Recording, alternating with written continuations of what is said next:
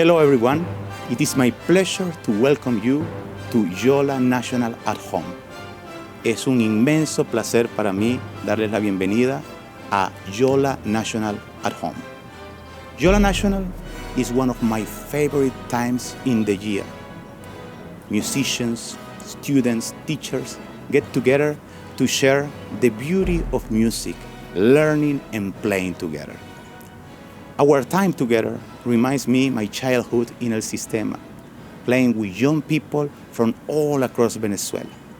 Although we came from different places, we became one orchestra, one community. YOLA National at Home will be the biggest, the most inspiring, and the most important seminario ever. Y desde aquí, desde Los Ángeles, a todos ustedes, muchísimas gracias por ser parte de este maravilloso sueño. Thank you for joining us. Welcome to YOLA National at Home.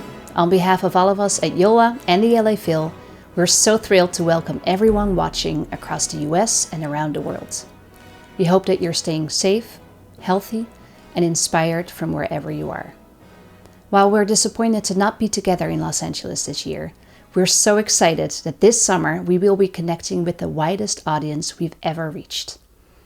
With COVID-19 keeping us apart and racial tensions having reached a boiling point in the United States, this is an especially important time for us to connect with one another. Young musicians have a unique role to play in creating a racially just and compassionate future, and at YOLA National at Home, as with all things YOLA, we endeavor to place young people at the center of the conversation. Gustavo Dudamel always says, "Music is not a gift we can give, because it does not belong to us." We are all teachers and we are all students, and now is the time to listen to the young people of our communities. They have so much to say and so much music to make. I could not be more excited for the next 3 weeks. Last summer, YOLA National focused on power and the implications of power in our classrooms and communities. This year, in addition to conversations on music, learning, and social justice, we will look at concepts of identity and how it impacts the work we aim to do. We'll also be hearing from some truly inspiring friends. LA Phil, Music and Artistic Director Gustavo Dudamel, Hollywood Bowl Principal Conductor Thomas Wilkins, and leading voices in the creative youth development and El Sistema fields. I look forward to seeing you in many of the sessions and celebrating the work everyone is doing in their programs. It is now my pleasure to introduce you to YOLA National musician Gerdlie Jean-Louis and YOLA National alumna Jackelinne Rodriguez. Thank you, Elsha. Hi, I'm Gerdlie Jean-Louis. I'm a violinist in Kids for Harmony and El Sistema program placed in Pittsfield, Massachusetts.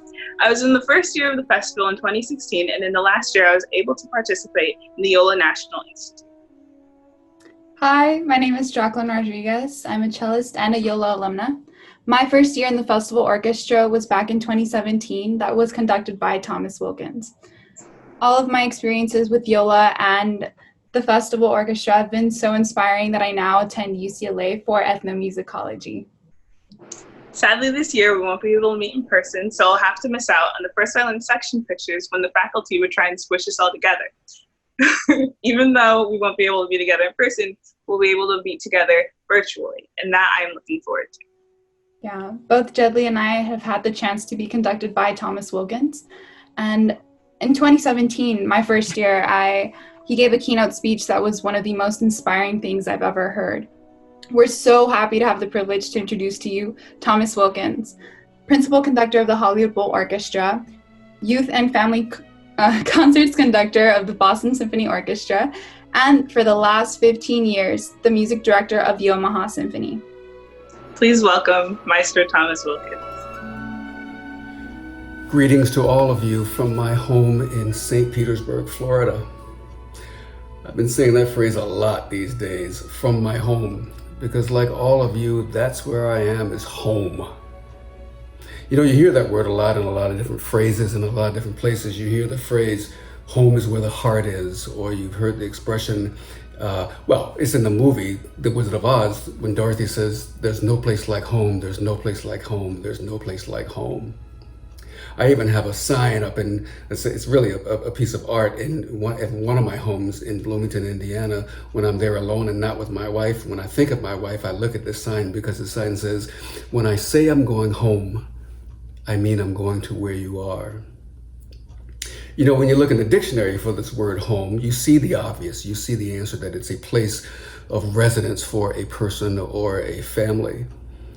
But if you look a little further, there's some other definitions there which I find fascinating. One is that a home is a place of refuge. Another is that home is a place of security. Another is that home is a place from which we go forth. I love that idea. You know, it sort of takes me back to my original home, which was in Norfolk, Virginia. I went back there as a grown-up to guest conduct the Virginia Symphony Orchestra. The orchestra, by the way, that introduced me to classical music when I was 8 years old. And I decided, like a lot of people do when they go back to their hometown, I just drove through the old neighborhood. Well, for me, the old neighborhood was a housing project. And the housing project's called Young Park, and it's just right on the outskirts of downtown. And I drove by the address, 840 St. Paul's Boulevard. I will never forget it. Some of you have actually heard me talk about this place before. Because when I stopped on the street and got out of the car, I looked at my apartment, which was on the end of the row of apartments. And I looked up at my bedroom window. And I thought, holy cow, that was a great place for me to be, even in the housing projects. Because from my bedroom window, I could see that there was a world out there unlike the world that I knew. I could see downtown, I could see the tall buildings. I would often say to people that that view is the very thing that gave me a vision. I knew for a fact that the world was different if I walked out of the front door of that apartment and turned right instead of left. 840 St. Paul's Boulevard. I will never forget it. It's not just, though, that it was a view and a vision, because the vision only led itself to my ability to dream. But looking out wasn't just the thing. It was also what was happening inside the home, because it was in the home that I could practice. It was in the home that I could develop my musical skills. It was in the home that I could pretend when I was 8 and 9 and 10 years old that I was a conductor. I was just waving my arms in the air, of course, but I was still able to do it there. It was in the home that I could further develop a dream and hopes and aspirations. Quite frankly, it was in the home that I could just be. And I love this notion of just being, because sometimes just being is the very thing that fuels my energy and my determination towards those dreams and those hopes and those aspirations. And you get to do it in a safe place. And here we are now, all at home. Sheltering, yes, but stuck? I don't think so. Well, sure, there's plenty of stuff to do. I admit that I have cleaned my garage now twice.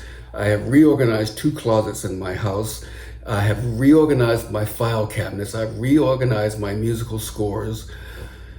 In fact, I joke with my neighbors that when this is all over, we're gonna have some of the cleanest houses on the planet.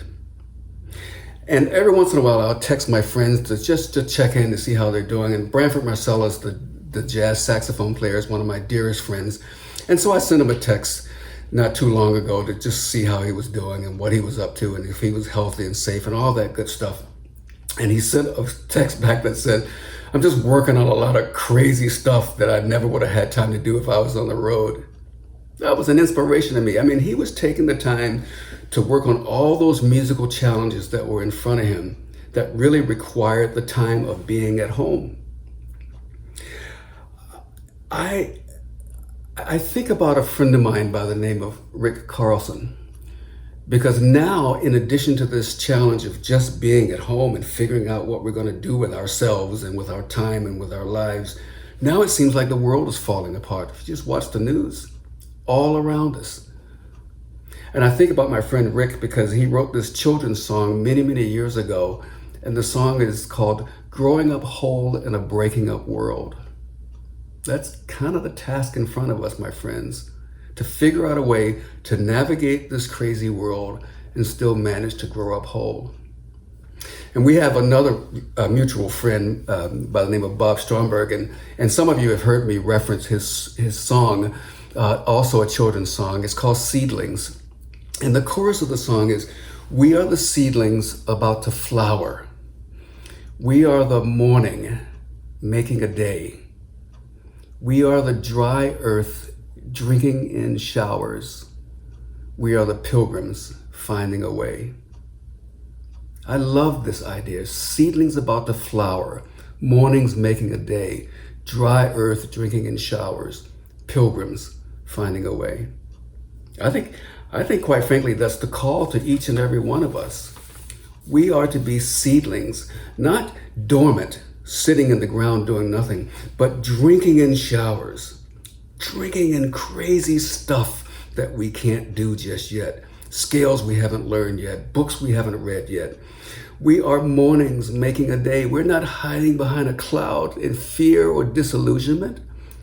We are making a bright, sunlit day with our lives.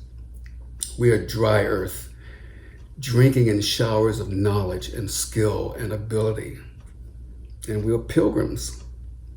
Yes, sometimes delusion, sometimes fearful, but we're moving on. We are going forward. We are finding a way. This is our calling, really, to just be. Yes, be at home for sure. Listen, home is a safe place right now. Home is a healthy place right now, but it's not a place to stand still. Yes, be at home for sure, but also believe. Believe in yourselves, first and foremost. Believe in your dreams, believe in your hopes, believe in your aspirations. I've said we sometimes have to practice our dreams and practice our hopes just like we practice our instruments, because that's the thing that keeps us going forward. Believe, but also beware. This is a tricky one, because all around us there is the possibility of lies. They are words that say things like, you can't do this, you're not built for this, this is taking too long. No, beware. And by the way, sometimes those lies come from within us. Yeah, sometimes we lie to ourselves and say, we can't do this, or this is taking too long, or I'm not built for this. Believe, beware. I think we also need to belong. We need to belong to each other in community, because that's where encouragement comes from. That's where challenge comes from. That's where you get to share your dreams and your ideas. Believe, beware, belong. And then with great enthusiasm, with great anticipation, and with great joy, look forward to what you will become. I saw a car that had someone had written on the back windshield. It was a Black Lives Matter sticker on top of the car, and the car was not driven by a black person, by the way, which I found very encouraging. But on the window, the person wrote, "We gonna be all right. We GON be all right." And I got to tell you, I thought that was pretty doggone cool. So as we go forward now with this time at home, we're going to just be, for sure, but we're also going to believe, beware, belong, and become. And I got to tell you, I think we're going to be all right.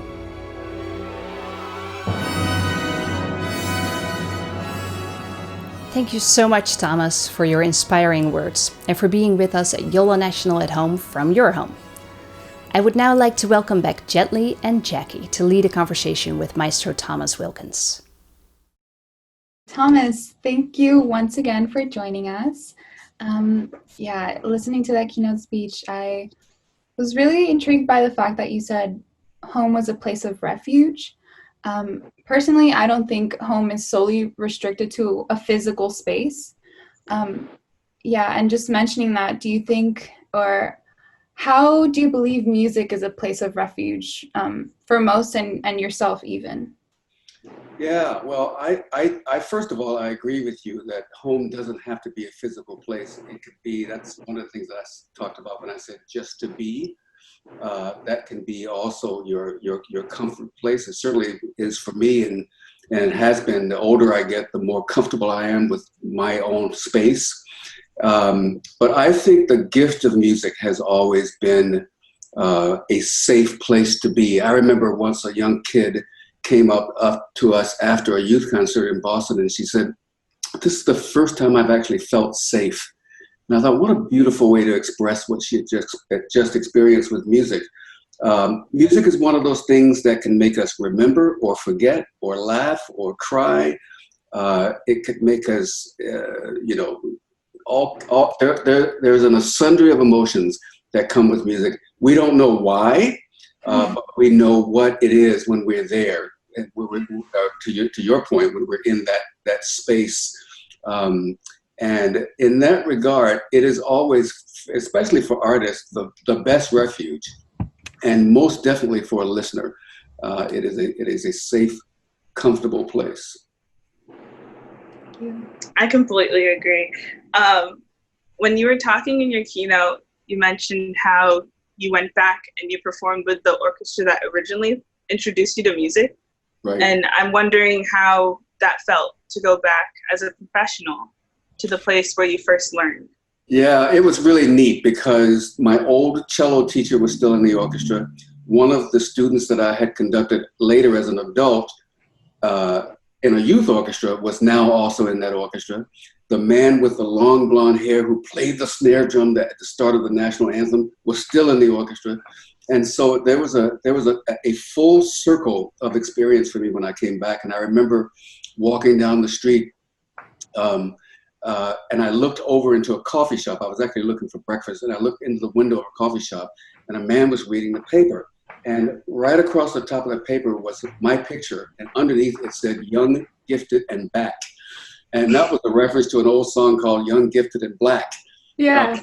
And so, I mean, first of all, I went like, "Yikes!" I wasn't ready to see my mug coming through the coffee shop window.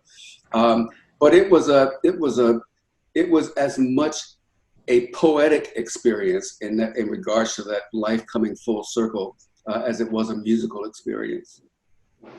Yeah, I definitely, what were some eye-opening realities that you faced once you began exploring the professional world of classical music, especially as a person of color, and knowing your background? How was it going through that experience?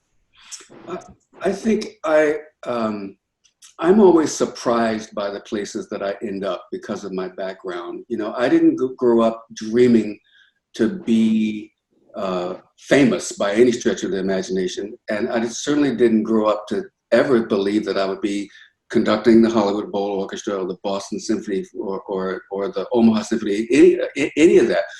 I was fortunate enough, for some reason, to only be in love with music, and that was the only thing that I cared about. And then, in the process of maturing, I realized that my job really was as a servant. And so I always looked at those experiences as gifts to me. They were gifts of opportunity to empower other people to be better human beings. There are moments when I realize, for example, that I'm Black. That I am unlike, the classic example is sometimes I'll walk into a room that's some sort of engagement before a concert or leading up to a concert, and I'll realize that I'm the only Black person in the room. Mm-hmm. And that doesn't bother me because I am not there because of my color. I am there because of my music making. Talent. And so I've never been intimidated by that situation. And even that, I think, is a gift. And this is back to your original point about being really comfortable with yourself. I often say that I'm comfortable in my own skin. I am fully aware of what I know, and I'm confident in what I know, but I am really happy that I am fully aware of what I don't know. And those are the things that I try to go after as an artist, are the things that I don't know.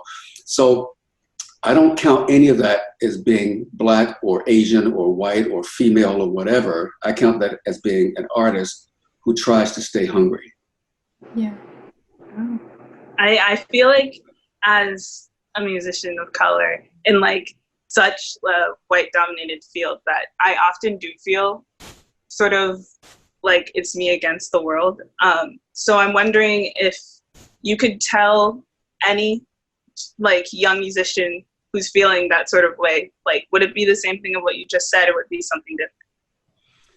No, I think it might be some of the same for sure. I mean, I'm not naive. I understand that there are probably jobs that I didn't get because I was Black, and I know they're probably certainly looks surprised. I had a lady the other day in the store because I don't even know what I had. Must have been a music shirt on or something. I don't know, but there was something that made her ask me if I was a jazz musician. She was sure I was a jazz musician. Why I couldn't be an orchestra conductor to her because of the way I looked, perhaps. I don't want to be unfair to her, but why did she say jazz musician first? And that kind of stuff kind of sticks in your head. It doesn't bother me, but I just thought how unfortunate for her that her imagination is so limited that the only kind of musician I could have been was a jazz musician. So I say, you're never going to lose the fact of the reality that you look the way you look, and that other people are going to try to make some assessment of you based on how you look. My deal is that's their problem. That's not my problem. If they are so insecure in themselves that they have to come up with some means to measure me to be less than they are, that is clearly their problem and not ours, and certainly not yours. And so to any artist, I would say, any artist of color, I would say, concentrate on what's really important. And that is being prepared for the task that's in front of you. And sometimes maybe even being more prepared because of the way we look. But guess who benefits from us being more prepared? We do. I often say I'm the guy who likes to over-prepare for the test, so that when I sit down and take the test, I'd rather look at it and go, oh boy, I studied way too hard for this test. Rather than sitting down and going, yikes, I'm not nearly as prepared. Because as a colleague of mine said, the forgiveness level of someone who looks like us, who is less prepared, is quite lower than the forgiveness level of someone who's not. Mm-hmm. Yeah, I definitely, with just being at the festival, with like being a part of the festival orchestra and being able to see and share the same space with other musicians who shared the same background. I was kind of like stuck in this bubble of like, oh, YOLA and being in Los Angeles and not really realizing that there were so many other nonprofits and so many other students across the nation that shared the same stories. And not only that, but the same love for music and same love for classical music. Mm-hmm. Like spaces like that. And then having you as a conductor too with a very similar background, it just, to me, it helped me envision myself in those spaces. And sometimes I feel like it can be really overlooked when, like Gerdlie had been saying, sometimes those spaces are not as welcoming or not as it's very hard to envision ourselves in those spaces. But just being in that space with the festival orchestra, it was definitely something that was life-changing, and I don't know, I felt like we were all somewhat pioneers of that vision and that future generation of new musicians, that like not even mattering where we came from, just talent and our love for music being the same. Yeah, I think that what we discover also in that process, first of all, I think it's really important when we see people who look like us, who are doing the same kinds of things that we're doing, or even doing things that we didn't think people who look like us do. I do. You know, I used to always point out, if we got on a plane with my daughters, if the pilot was a female, I wanted to make sure that they saw that the pilot was a woman, because I want them to be able to say, yes, that's a possibility for my life too. But to your earlier point, the other thing, in addition to our backgrounds that we share, is this incredible love for this music that was traditionally mostly Western European, that somehow speaks to all of us, and all of us in that room, especially that, I remember that week, with the same degree of passion. And that says to us that this music is beyond any sort of geographic or racial or ethnic or gender boundary, because how can we possibly explain that? I'll put it on myself. How could I possibly explain that a young Black boy born in the projects to a single mother on welfare would hear an orchestra for the first time and find his life's calling? Mm-hmm. That says more about the power of music than it does about me. And so that's why we say that music and beauty are the things that show us that there's more about us that's alike than there is that's different. Because in the presence of beauty, regardless of what we all look like, we are all made more humble. That's why it's so cool that you guys are doing what you're doing, because you carry in your hand the one intangible gift that knows humankind so profoundly that it can really change the world in a good way. Yeah. That's also a responsibility, right? It's a lot, but at the same time, I don't know how Gerdlie feels, but like, to me, it's more knowing that there's so much talent everywhere and so much unknown and unfound love for music and art, and how important it is for these like unknown musicians who haven't had the chance to explore music and haven't had the chance to love and just care for music, having like these opportunities now, you know, like all of these programs are free for all of these students, and that already helps us go through so many barriers that we thought we couldn't get to, because, you know, there's always something with like paying and everything. But once all of those barriers are removed, you finally have the ability to explore the talent, to fall in love with the music. And yeah, Gerdlie, I don't know how you feel about it, but how? No, I honestly do feel the same way. And it's interesting to me because I didn't originally start out in an Elsa summer program. What happened with me was one of my kindergarten teachers, or preschool teachers actually, saw me like dancing to For Elise during nap time and was like, this person's about to be a musician. And she signed me up for lessons and she paid for them. And I at first took private lessons, but sadly my teacher couldn't pay for them anymore. And my mom had to, and she didn't have the money at the time. So I was fortunate in the fact that an Elsa Stemma program opened up in my elementary school. And it was all by chance. And there are a bunch of students who could be musicians, but just haven't had the opportunity to. Yeah, that's, I didn't have a private lesson until I was in college. And I never touched a piano until I was in college, because my mother certainly couldn't afford, any of that for me. I couldn't own my own instrument until I was almost through with college. So I was always benefiting from the generosity of others.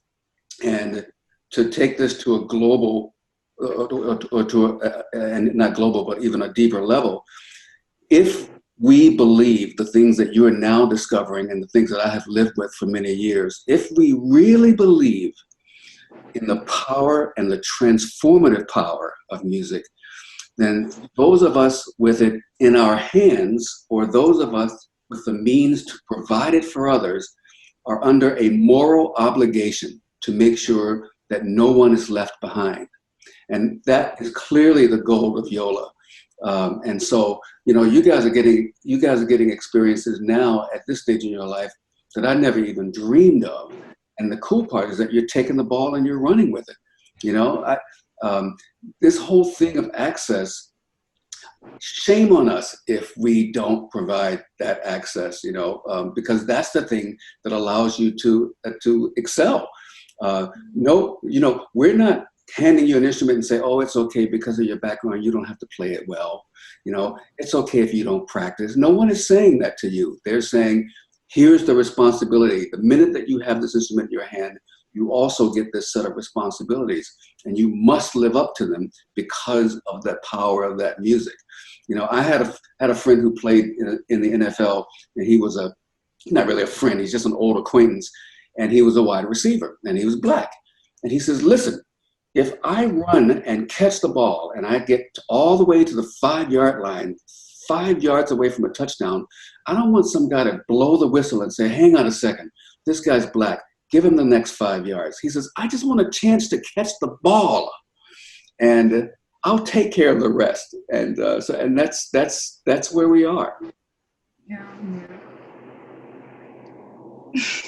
Some of that, like, kind of also just being rooted into like I want to be able to show the love and the talent I have, but also not be like reminded that like we're just like charity cases, and I feel like the festival was there to truly show that we were there because we had the love and the passion for it.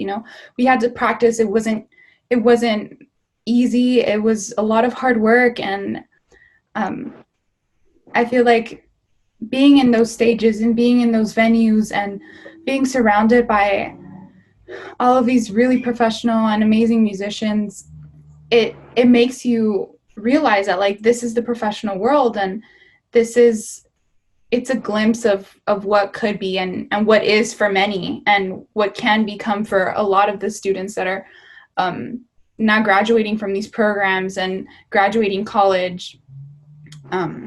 It's just truly inspiring. Yeah.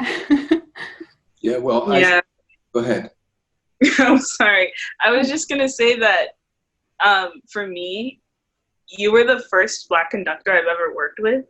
And I feel like hearing you talk about that responsibility to share your passion for music and stuff, I know for one that like the Black musicians that I worked with at Longy, they were very much so like, they were so inspired just by you being there. And I feel like the smallest things that we do as musicians can have a really big impact. Absolutely. I get reminded now that I'm this old, I actually run across players in orchestras that were under me in youth orchestras or whatever. And they often will come up to say something that I said as you did in a rehearsal. And these are now grown men and women who are seasoned professionals playing in professional orchestras, and they remember those things. And that reminds us all that words are important. And just to nag you one last time, this is why I said you have to beware of the lies. You have to beware of the words that are negative, that swirl around us from outside forces and outside voices.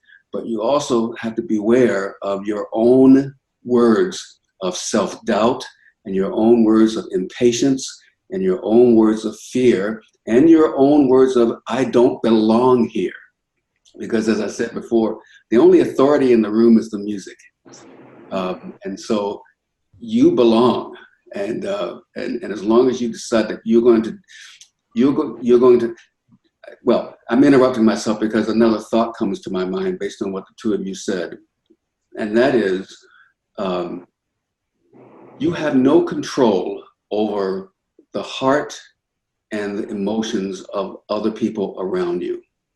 And so it's really a fool's errand to spend a lot of time worrying about their perceptions of you, because what they think of you has absolutely nothing to do with who you really are. So don't even spend the energy on that. The other, and in that same light, but from a musical perspective, you also have no control over what abilities has been given to the other violinist or cellist or violist or oboist in the room. You only have control over your own ignorance. And by ignorance, I mean the things that you haven't conquered yet. Mm-hmm. And so if you do battle with your biggest competitor, that thing you haven't conquered yet, you will always end up coming out a winner. And so beware of lies, beware of words, even when they're your own words, and always be aware of what you don't know and what you still need to learn. Thank you.